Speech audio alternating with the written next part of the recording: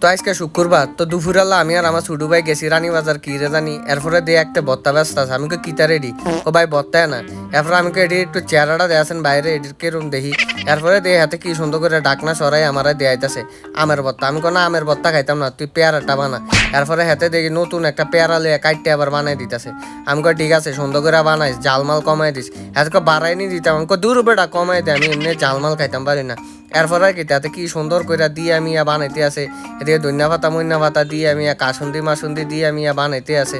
আমিও চাইতাছি আমি কই সুন্দর করে বানাইস কয়েছে এরপরে তেঁতুলটা চাকদম একটা লাড়া দিয়া এবার দিতাছে আমি কই এটা কিটা দিলি তেঁতুলের পানি এবার দেখেন কেমনে লাড়তাছে আমিও চাইতাছি এরই মাঝে দিই আরেক মানে ব্যবসায়ী আইয়া হাজির ব্যবসায়ীটা কেটা জানেনি এই দেখেন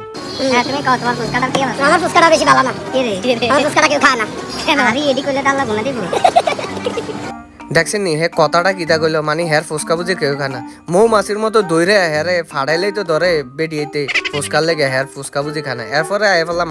আমি এবার খাইতেছি আর যে পরিমাণ জাল আমাকে বেটা জাল না কমাই দিতাম কইছে যদি বাড়াই দিছে এরপরে আমার ছোট ভাইরে দিয়ে দিলাম ছোট ভাইরে কই তুই লই আক্তার মামুর মোর ভিতরে ঢুকে দে আক্তার মামু দিয়ে আগের তে ফান খাইতেছে এবার না না থাক থাক তুই খা আল্লাহ হাফেজ।